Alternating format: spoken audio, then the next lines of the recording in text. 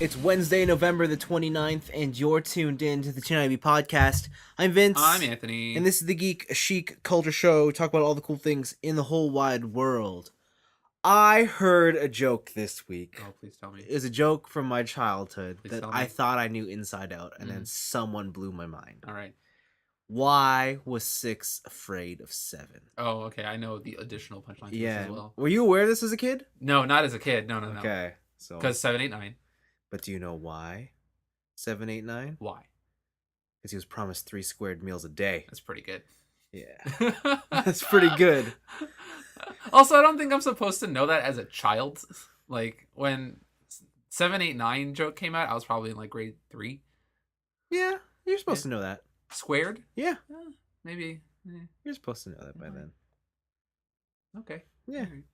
Exponents? Yeah, you learned that at that age. Do you? You do. Man, I don't remember school at all. Yeah, you learned that at that age. You're supposed to know, like, basic, what do you call it? I forget.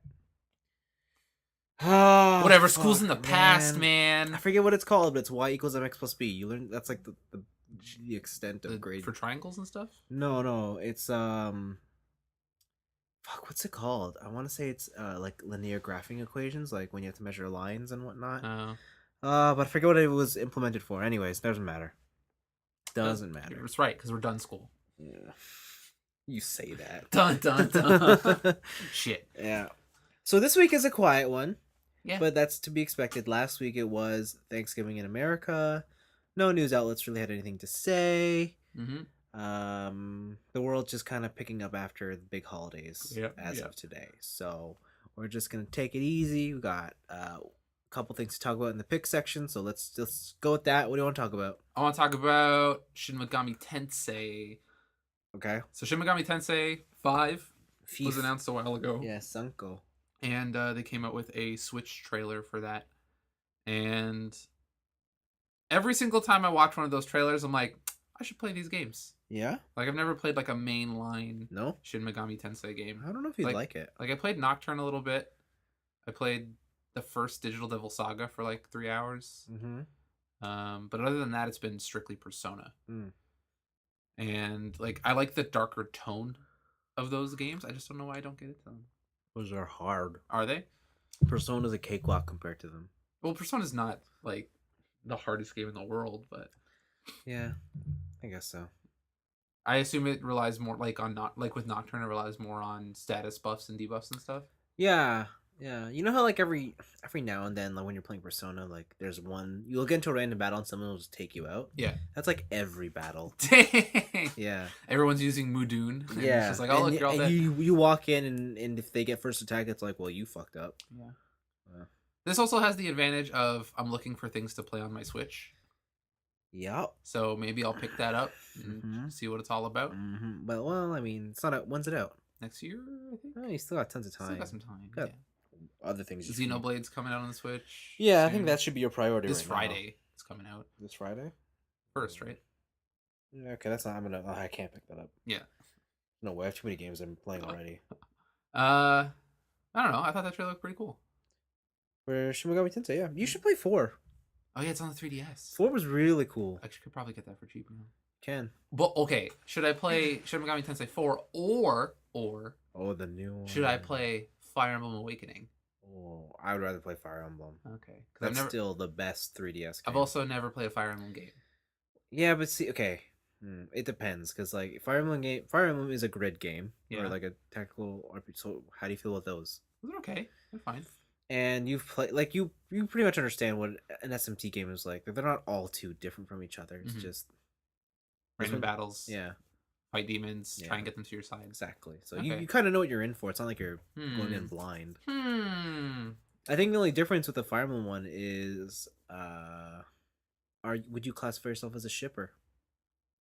Like, I would ship myself with people. I don't know if I'd ship two alternate characters together. That's what you gotta ask yourself, because that's what that game's about. It's about shipping. Can I, like, shipping my main character with people? Yeah. Okay, that's fine. Or shipping your subordinates with each other. Oh, can you do that?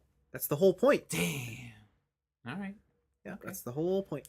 We'll see. I don't know. Everyone raves about that game so much. I'm like, I feel like I should play it.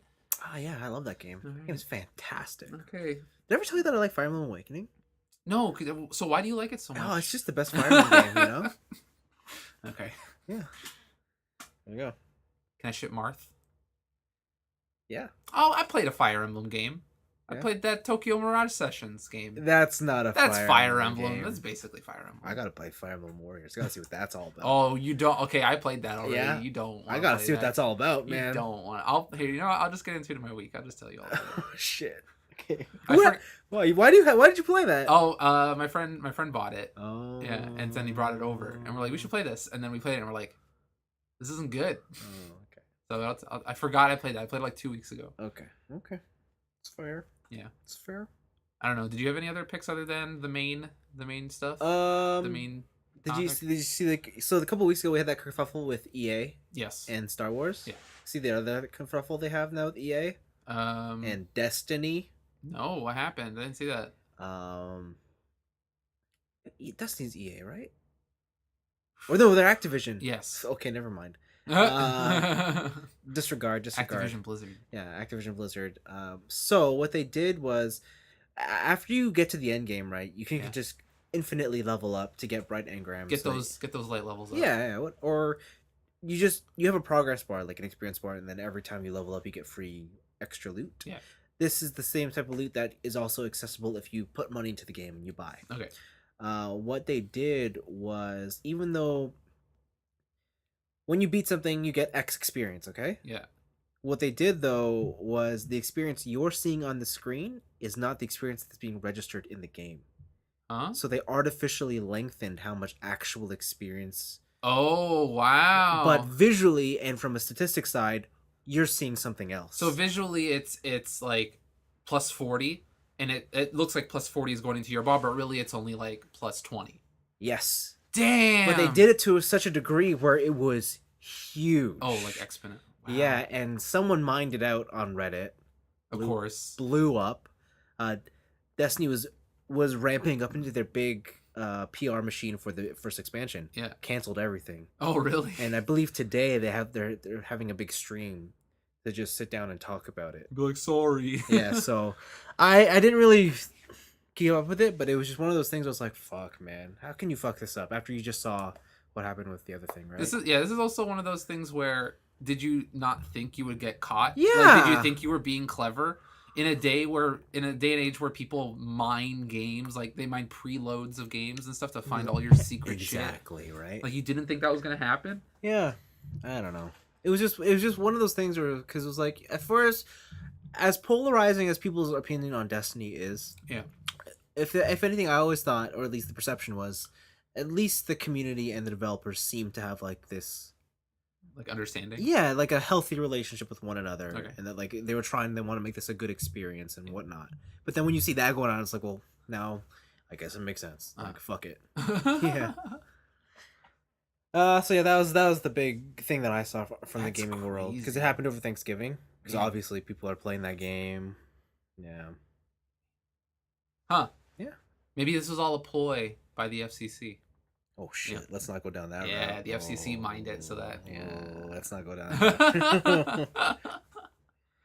No, that's the only thing I saw. Yeah. Yeah. I still think the main thing this week, which came out today, is Avengers: Infinity War, the trailer. The trailer. There was the tease, then there was the trailer. Actually, I think at first there were the Variety magazine covers. Oh yeah. Then there were the which are pretty cool. Those covers. Then there was the tease, and then there was the trailer today. Yeah, so it's out. There's a lot of people in this fucking trailer. Yeah, there's like everyone except one character that I feel like deserves to be there and yet isn't. Who? Phil Coulson. Phil Coulson? Where is Phil Coulson? Right? What happened to Phil Coulson? He got killed in the Avengers, apparently. But he's back in the TV show. And he's been there for like 8 years, 5 years. Bring him back in the movie. It's so weird how, like, in the Marvel movie universe, S.H.I.E.L.D. is effectively dead, yet Nick Fury fucking pops up like every second movie to be like, nah, I mean, we still rolling. We still underground. We on that broadcast. He shows up with Colby Smulders like, nah, we here. Man, he should be in that movie. But yeah, no, they got everybody. They show Thor, they show Cap, they got Black Panther, they got that dude with the wings. I didn't see Ant-Man. We can just assume that Ant-Man and the Wasp are in every scene. Oh yeah, true, because they're so tiny. Yeah. Yeah, that's true. What else is there? Spider-Man. Thanos shows up. I like his one line of like when planning to like conquer a world, fun isn't really part of the equation. But this really puts a smile on my face, and he's got the gauntlet and he puts in one of the gems. Yeah. The one thing I noticed, it was so the guy who plays Vision, yeah, it's just his human form. Yeah. So it's like that actor playing Vision playing himself. Yeah. Right? Yeah, I don't know, there's just so much in this trailer, like I don't even know where to start. Like it kind of sets the tone, like bad shit is gonna happen to Earth. Yeah. And it seems like it's a real kind of world bringing together event, just like in the comic books. Right? They're running slow motion into the camera to do stuff. Yeah. They show off different powers. Yeah. The ending stinger was pretty good. Yeah. Where Thor finds the Guardians. Yeah. I wonder how they're gonna get there. Or maybe it'll just be a thing, like how they were in the spaceship at the end of Thor Ragnarok. Yeah. And then like the Guardians just be like, hey, that ship seems like bad news. Get in here. And then yeah. Sure. Yeah, I don't know. There's a lot of things happening in this trailer, but I know more things will be answered when we watch like Black Panther and other movies. Yeah, I guess I kind of forgot that whole thing of, oh right, this movie is taking place after the events of movies just to be released. Yeah. So there's questions that, well, yeah, you're right, might be answered once we see them. Yeah. Well, now you know Black Panther doesn't die at the end of that movie. True. Spoilers. Jeez. So thanks, Avengers. I was hoping the bad guys would win this time. Yeah. That makes me sad. But after this, I didn't realize. So after this trailer came out, I did some digging into like the movie universe. I didn't realize that there's going to be a fourth Avengers movie after this. Yeah, this is a 2-part movie. Oh, is it? Don't you remember it used to be called, when they first announced it, it was Infinity War Part 1 and Part 2. But they, in the past year, they renamed it because they didn't want to have that like Part 1, Part 2 nonsense. Okay. So they announced the name of the first movie, which would be Infinity. And then I think it was Zoe Saldana when they were filming, they said she accidentally leaked the title, or with the working title, which was Gauntlet. Oh, okay. Yeah. All right. So okay. This is a 2-part movie. Which is weird because it seems like a whole bunch of shit is going down in this movie, right? And, oh yeah. And there's gonna be movies after this. Like, so unless it's like, hey, here's Infinity, right? Yeah. Avengers Infinity. And the movies coming after it will take place in the timeline before that war starts. Cause like I think it'd be really anticlimactic if like Thanos just comes down, wrecks shit, and is like, peace out, see a second movie, right? And then nothing gets resolved. Well, it doesn't necessarily have to be that way, because, I mean, it could be the movie goes, it has its ending, which is like a halfway point. And then, because I think the only movie that takes place in between this one and the next one is Captain Marvel. Oh, yeah. And her movie doesn't necessarily have to take place, like, even though in the real world it's going to be in between the two Avengers movie. Yeah. Fictionally, it could be before. True. Then they could just throw her into the second movie. Well, there's also going to be an Ant-Man and Wasp movie. Exactly, right? So, like, they don't... Yeah. But you're right, it is totally weird, because the whole timeline's... It's just really hard to get a grasp on now that there's so many movies out. Like real comic books. Yeah. Like, it's gotten to that point. But yeah, did you like the trailer? I did. It showed a lot of cool stuff. Yeah. It was basically just Marvel flexing and being like, check out all these 6 series we have. They're all coming together. You know you're gonna watch it. Yeah, it's really cool. It's neat to see that the project has come together and like this is it. We're coming to the end of this chapter. Yeah. I really do like how it has a somber tone to it. Like it's the end. You never see Tony in the suit, maybe except for one scene. Well, there's suits. But you never see him But you don't know if it's him. Yeah. Right? There's the one scene of him like holding a glove. Yeah. And he's just looking real sad. Yeah. And I'm just like, fuck, Downey, you're gonna die.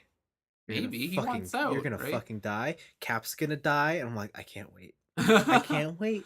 Because that was the thing I was reading, which is apparently the 2019 Avengers movie is supposed to be... It's the last one for like all of them. This is like there's going to be some storylines that permanently close. There has to, because their contracts are up. Yeah. And I know both Chris Evans and Tony Stark have been on record saying like our time in the spotlight is limited. We don't want to overstay our welcome. Yeah. And we want to go. And I think Chris Evans has even said, like, he's like, after the Avengers, I don't think I want to act anymore. Oh, wow.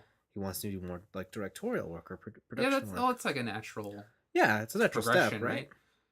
And fuck, after you've done all these movies, they have enough money to do whatever. Yeah, you could just be like, hey, he'll probably be getting residuals off that shit forever, so... I know. I gotta say, like, I am currently...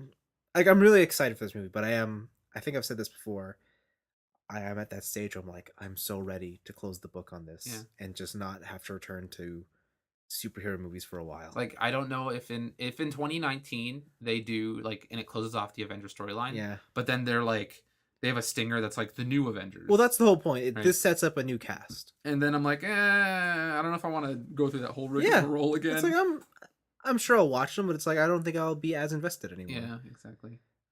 As long as they make something better than Captain America 1. Wow. Because that movie sucks. Harsh. Okay. Avengers. It's coming. We're hyped. We'll get there. Well, yeah, I mean, it's not much else we could say now. Honestly, I feel like time moves by so fast. This movie's going to be here in no time. Damn. What?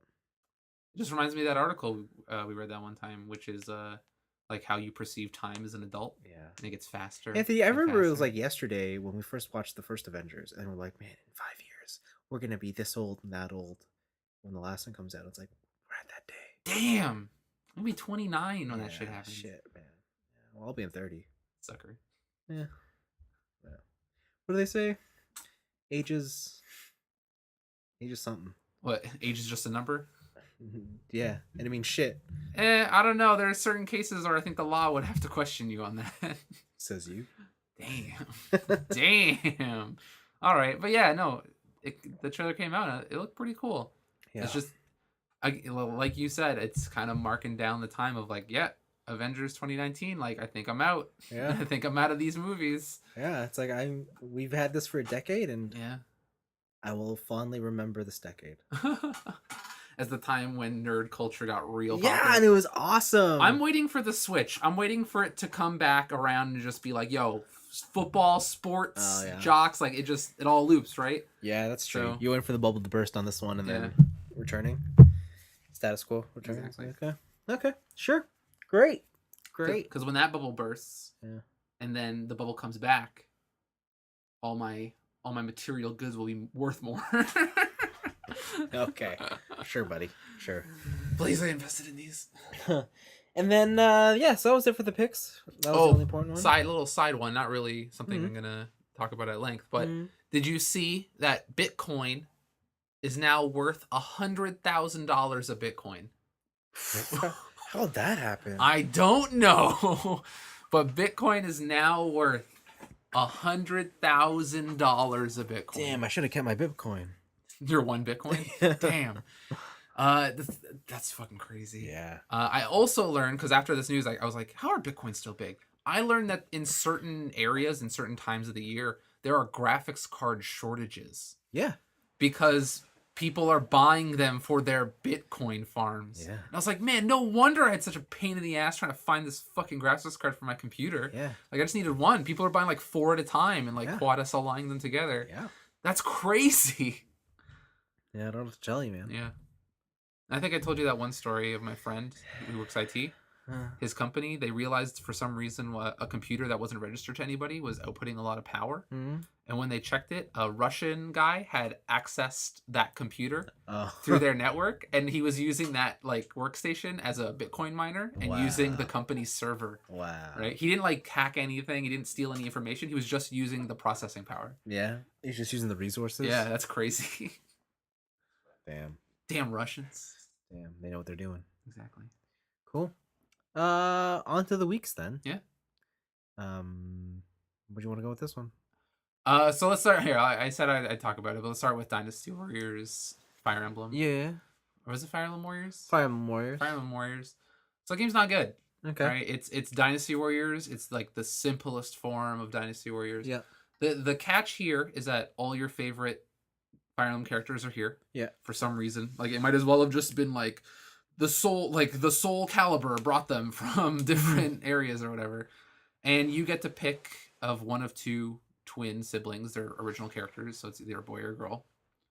And you work with the heroes of lore and whatever to defeat the big bad. Right? The thing is, the main gimmick is you control multiple characters at once. Whoa. Right? Like the Dragon Quest game? Wait, which? Kinda, yeah. So you could swap between all of them. Cool. But the thing is what you want to do is they don't follow you all around. Once you drop someone, they defend the area they're in. So if you find like a camp that's sword, you want to use whatever's weak to sword. It's got the weapon triangle, right? Or if you find one that's cavalry, you want to use spears. I don't know how that works. I'm just saying things. Okay. Is that how that works? What's the weapon triangle in that? So swords beat axe. Swords beat axe. Axe beats lance. Axe beats lance. Lance beats sword. Okay. So if you find a lot of like an area that has a lot of sword enemies, you drop your lance guy in there. Okay. And then he can keep that area locked down. Okay. While you take another character, go around and do that. And then you have to lock down all the areas to then progress to the next area. Okay. So that gets kind of tedious, I guess, because like in Dynasty Warriors, I kind of just want to just go around and fuck everybody up. Just find the biggest group of enemies and press circle and then do my Muso attack. Yeah. And the special attacks in this game are pretty cool. But once you've seen them, right? Just like any Dynasty Warriors game. Yeah. So it doesn't really... Like, it messes with the formula a little bit, like a tiny smidge, but it doesn't really do anything that's crazy out of this world. Right. At its core, it's still Dynasty Warriors. Okay. I don't recommend it. Okay. Is this coming from a place of because you just do not like Dynasty Warriors, period, or because this is a bad version of Dynasty Warriors? I like Dynasty Warriors games. Okay. But I don't think lately I've liked Dynasty Warriors as a series. Okay. I know I've been more prone to going towards the Sengoku Basara games because those games are just off the walls, crazy, right? Have you played the Zelda one? No, I have not. Okay. I did not play that one. That'd be interesting to hear. Yeah. So like I haven't really liked a Dynasty Warriors game since maybe the PlayStation 2. Okay. So because it seems like it's the same game. From the PlayStation 2. Like, at least Sengoku Basara has, like, wacky anime bullshit to keep me entertained. But we'll see. Okay. And then I've been playing Wolfenstein 2. Yeah, it's on sale you sure have. Friday, and that game's really good. Okay. Just like Wolfenstein 1, there are 2 timelines you can choose. Okay. Based on decisions from the first game. Okay. And, yeah, you are BJ motherfucking Blazkowicz. You are fighting Nazis. And it picks up directly where the last game lets off. Okay. And from there, your body's kind of messed up. Like you're on your last legs and everything. But they've really amped up the storytelling in this game. Your new cast, like your new cast and crew that you get, are pretty much across the board solid additions. Like there's no weak character in that. And also the story is unpredictable in such a way where you feel that every single character on that ship, no matter who it is vulnerable. Yeah. Right? And I think I got to the big twist people were talking about, and holy shit. That game goes places. If you thought Wolfenstein 1 went kind of bonkers with some of their weird Nazi future tech stuff, you have not seen anything. Okay.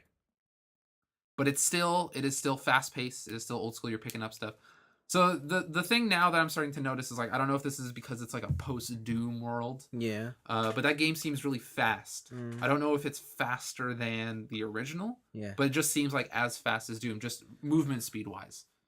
You're flying around like if you sprint as BJ, you're just booking it. You might as well be Captain America or Wonder Woman in that scene where she's blocking all the bullets. You might as well be her. Oh. Right. You're just hoofing it, and the game really rewards you for keeping constant movement. Right. If you're stuck in one area, enemies are gonna flank you. There's enough enemies to where, like you will definitely get flanked, and it's weird because the hit detection on that stuff, like when you get hit, like you get a little bit of a red, like oh hey you're getting hit from this side.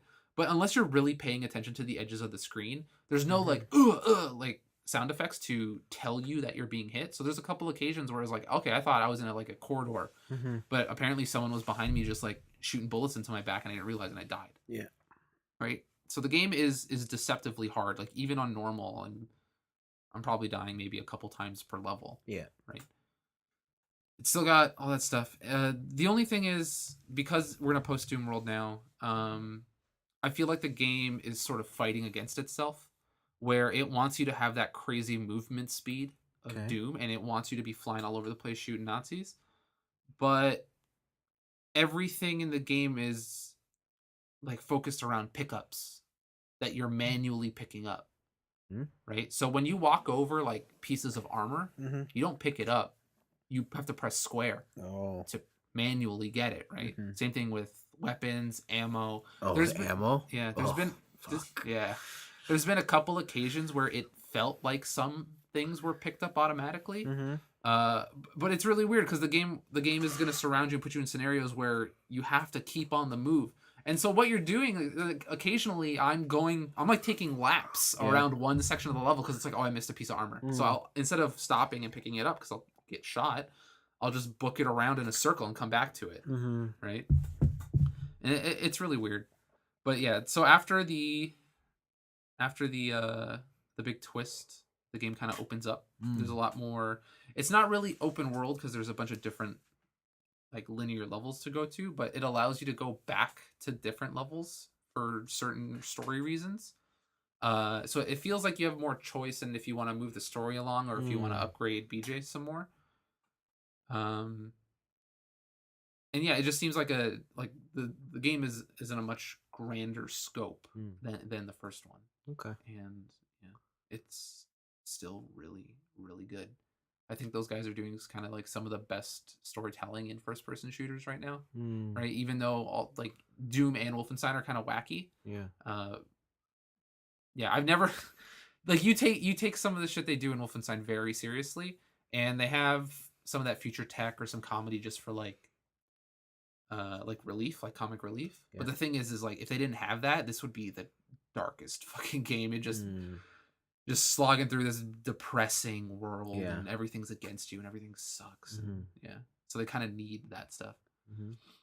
The game also went way more adult, like in terms of not just language, but certain characters like just dropping LSD on screen and then you see the effects of that stuff. Like cutscenes devoted to like the joke is two people are just fucking where they're not supposed to, and like you just see them fucking for like a solid 30 seconds, right?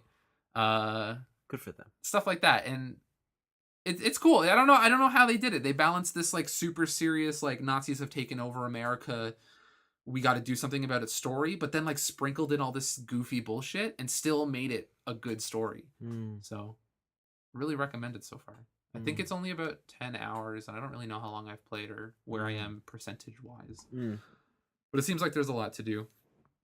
The two different timelines don't really seem to matter that much from what I've seen. Yeah. It's mostly changes in cutscenes and changes to... well, obviously, one character's alive and one character's not.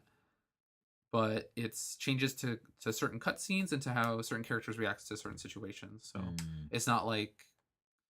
if you picked the one character, you're missing out on a whole bunch of stuff. Like, to be honest, you could probably just YouTube the differences and then you'll be good. Because they don't seem that major. But yeah, overall, game is fucking rad. You got this on sale, right? Yeah, I got it on sale. Dual wielding weapons is still really fun. Like, there was a train level. And just like in the trailer, there's this train level. And I'm just rolling through with, like, dual akimbo shotguns. And just like unloading automatic shotguns on people, and it's just like limbs flying everywhere. Like if you're not okay with very extreme violence in every sense of the word, like this game's not for you. In gameplay and in cutscenes, they do some stuff that will make you kind of wince. So yeah, and interesting perspectives they make you watch it into. Oh yeah. Well, there you go. There you go. That's fun. So yeah, I really liked it, but that's really the only new thing I've been doing with my week. Yeah. Okay, I guess I'll carry on the games front. Game wise, I saw the Black Friday sales. I was Yeah. like, okay, I want to get a racing game. All right. So I got a couple demos first before I made my decision. First up, Project Cars 2. Yeah. Put that in. That might be the greatest racing video game I have ever played. Wow. Is what I would say. If I had a steering wheel. Okay. You're really itching for that steering wheel now? No, like it's never been a problem. Project Cars 2, like they nail everything about just I want to say like why it is people are interested in watching motorsport. Okay. Or like why you would buy a racing game. Like they still have the same sort of story progression. Well, not story, but it's like you start at karting and then you can choose what career path you want to go down. Like, do you want to do open wheel racers? Do you want to do rally? Do you want to do Le Mans? Like, and it'll let you do that. Car selection is pretty great, but they're all race cars, of course, so you can't drive a Civic around. And they got really a good track selection too. All the best like famous tracks are there, and sound design and the visuals are also incredible.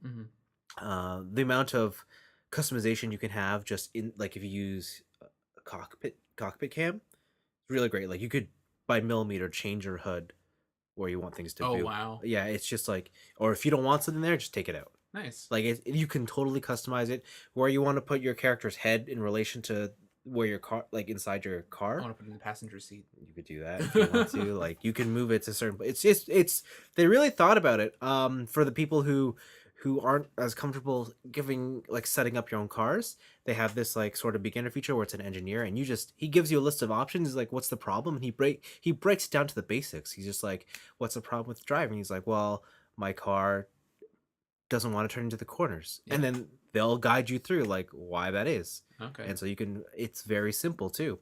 But yeah, the one thing about the game is they haven't quite nailed the controller input or sensitivity. Like, I mean, racing games nowadays are so complicated that you need to have like a million degrees of sensitivity on either the pedal or the steering response. Yeah. And you're just never going to get that from a controller. But like certain games have tried really well to adapt it. Project Cars it's like they don't even bother because they're like, if you're going to buy this, you're going to get a wheel. And that's the problem. It's like there are certain workarounds. Like I set up my car to be, let's say, less sensitive or reactive, and it makes it easier to drive, but then the car just isn't as quick because I've handicapped myself now to make up for the input. So that bummed me out because I was like, well, I'm not gonna buy a steering wheel, so then I just bought Gran Turismo Sport. Nice. Gran Turismo Sport is probably the best driving experience still. On a controller? On a controller. I would even say even if you have a wheel, it's probably still better than Project Cars. Oh wow. Like in terms of just the way they've modeled their driving system, it's great. That game is weird. Why? That game is so like if you're a Gran Turismo fan. Do you race Nazis? No, but it's just it's online only, first of all. Okay. There is no like the only single player mode is you remember those license challenges? Yep. That's single player. Gross. Get your S license? No. I'm almost there. And obviously I got a gold everything, right? Yeah. So that's the only single player content. Everything else is online racing. Huh.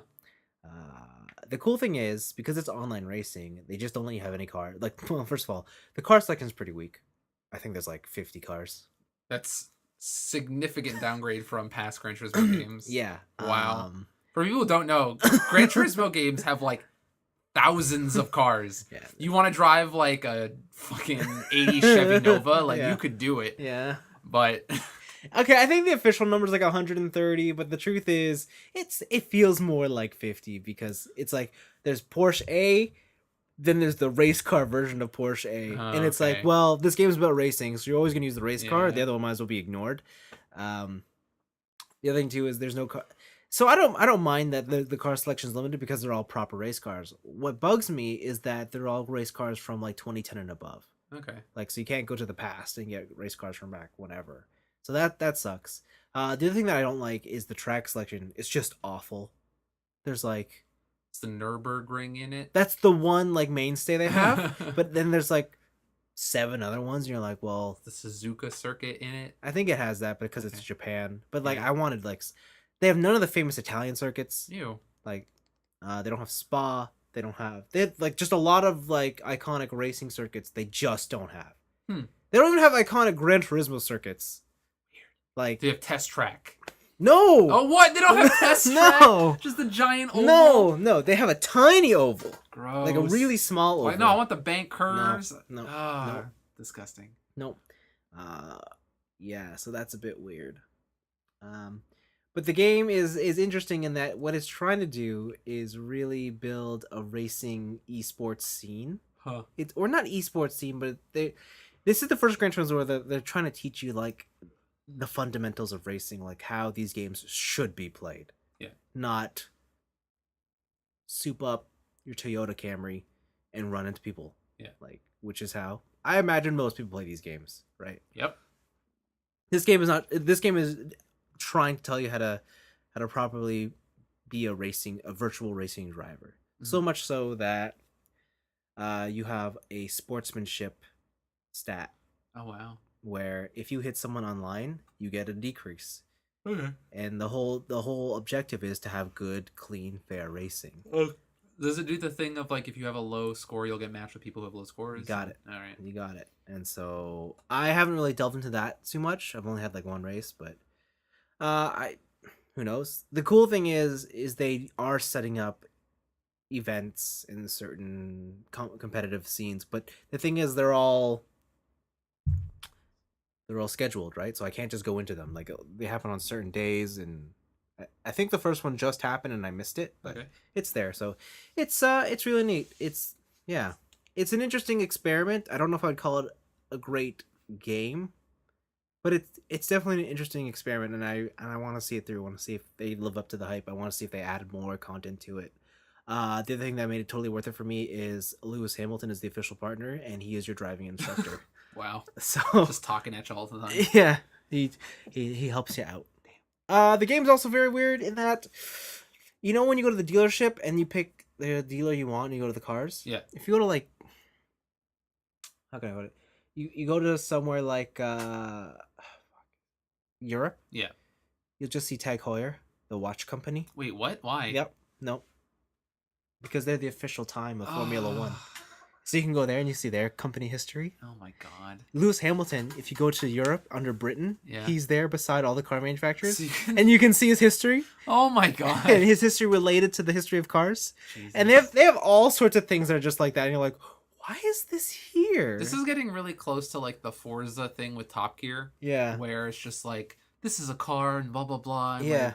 Like... It's very weird because they also have like a timeline where that shows you like important moments in history and also what happened in the car world. Like, there'll be like World War II started, and then like the Volkswagen Beetle was the thing. Yeah. Blah blah blah. And so yeah, it's a weird game, but I'm glad I picked it up because it is very, very satisfying to drive in that game or to race in that game. The AI seems pretty competent sometimes. I watched 2 things. I watched the first 3 episodes of The Punisher. Okay. It's exactly what I thought it would be. Yeah. It's violent. It's violent. But also violent. Violent. Yeah, it's been entertaining so far. My problem is like, fuck, I don't know how long I could watch someone be so stubborn. I think I'm gonna get very, very upset by Episode 3 is like, all right, you've set up the Punisher and who he is and what he does and blah blah blah. Like you're really close to the point where the show comes into its own. Okay. Right? Where I hope so. Yeah. Like, my problem with this movie going in is that Frank Castle for me is just a character who's only interesting when he has actual superheroes to be against, or like not be against, but to be involved with. Okay. When he's just on his own, it's just like, well, and I'm just watching a psychotic man act out his own personal sense of justice, and that's fun to watch. Yeah. But I don't know if I could do it for 13 episodes.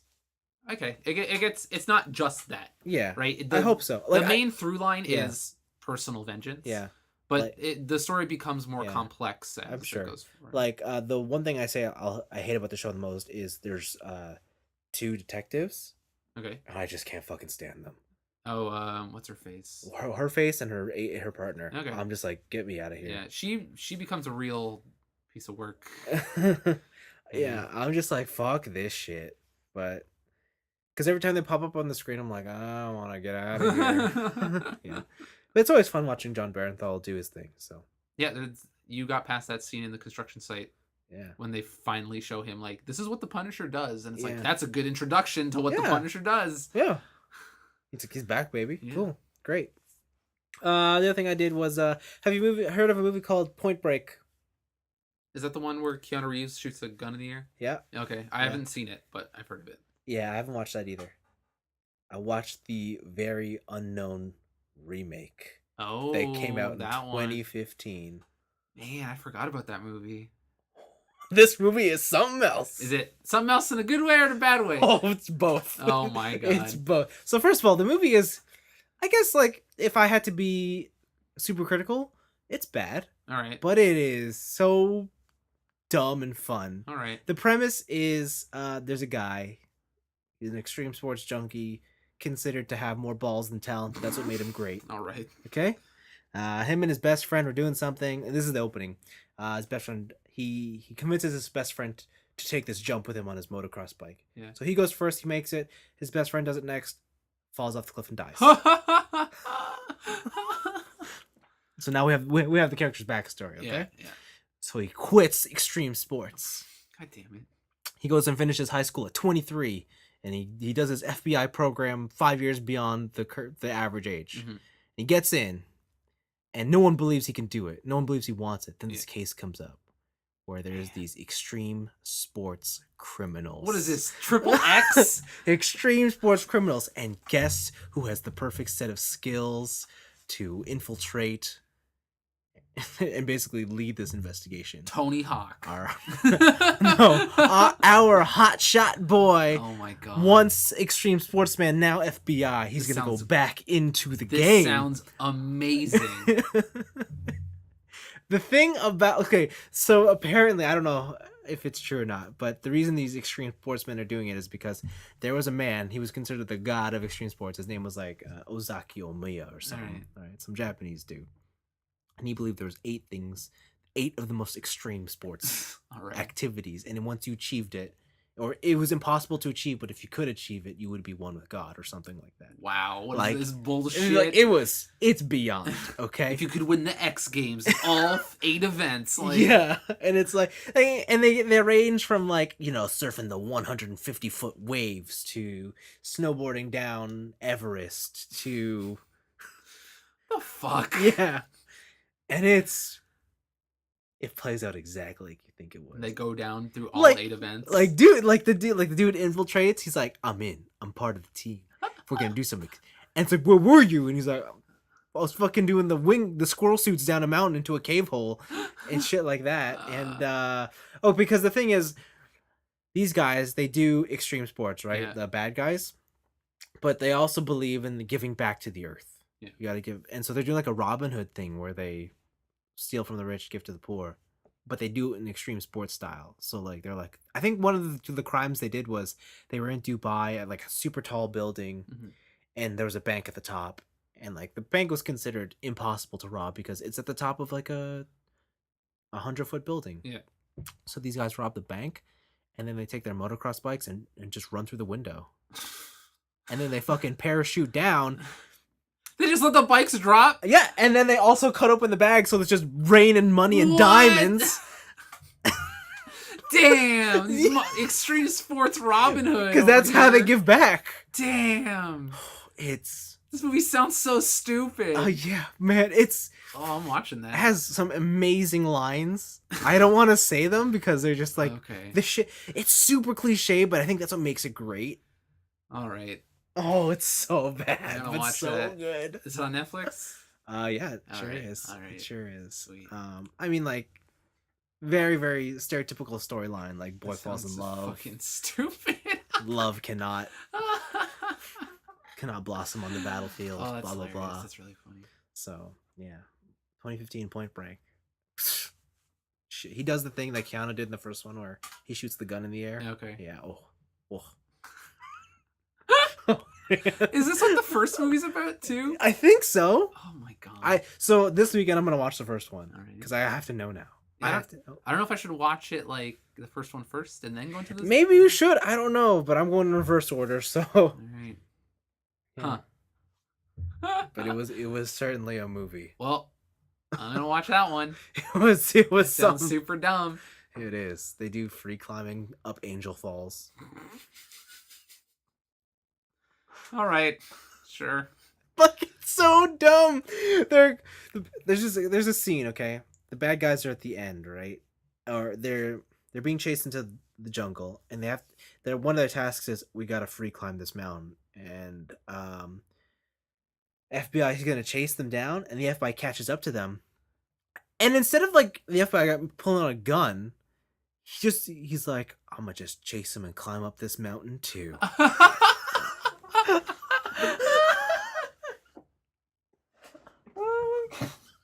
All right, this seems great. Yeah. Oh, okay. I was like, because it was so weird. I was like, you found him. Why don't you just shoot him?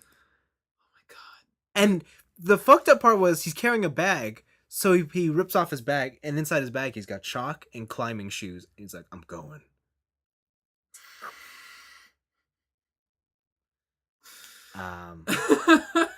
I thought it was excellent.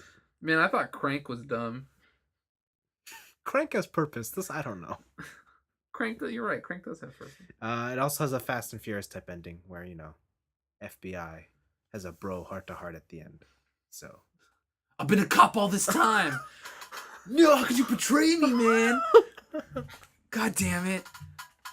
Stop coming to my shop. I love the tuna. Nobody likes the tuna. I'm just gonna rewatch Fast and the Furious 1. Yeah, you should do that too. It's always it's a classic. And you a cop? You a cop? I swear I'm not a cop, Dom. I'm not a cop. End of the movie. Dom, I'm a cop.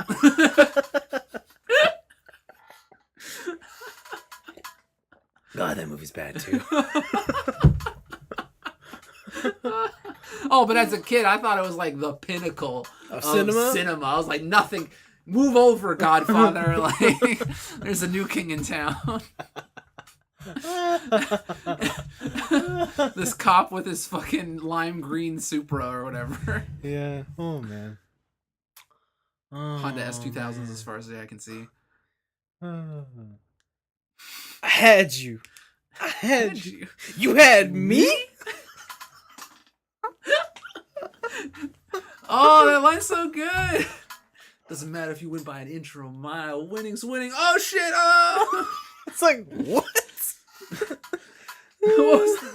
Ja Rule was in that race too. Yeah, man. He's like, yo, if you win, you get me and my friend. No, it was either way you get me. But if you win, you also get my friends. It's like you get her too. And then when he's racing, he's like, Menage!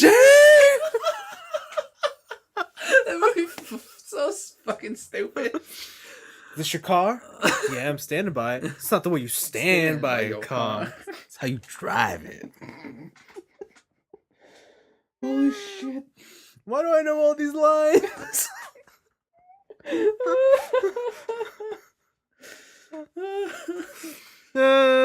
That's a great place to end the show. Yo, who invited the Buster? Yo, the Buster kept me out of jail. This movie's stupid. Oh my god, this movie's so dumb. Then he gives him his beer. Oh yeah, he takes Vince's beer. Oh, I'm gonna rewatch that movie. All right, I'll rewatch Fast and the Furious, then I'll watch Point Blank. Yeah. Oh, Fast and Furious is too good. Some might say it's too fast. No, we don't talk about that one. We don't talk about that one. That one's just not good, period. Hard stop. Okay. All right. Eva Mendes, how could you? She didn't know any better. She was young. She was young and in love. All right. Is there anything else in your week other than Fast and the Furious quotes? No. Okay. No. I bought some stuff on Black Friday, and then some of it started to come in. Oh, nice. Yeah. So you like that? You like that controller? My frosted PS4 controller. I got one of those too. Yeah, it's nice. It's really nice. Very nice. I bought a $20 sweater or $15 sweater from an American site. Yeah. Came in today, or it would have come in today, but I found a tag on my door. Said that they couldn't deliver it because there was customs. Okay. Customs was $48. Holy shit! On a $15 sweater, so. Man. I think that's just the Canadian government being like, fuck you for not supporting our economy. Make your economy better. All right. That's it. That's it for us. Let's get out of here. See you guys next week. Bye. Bye.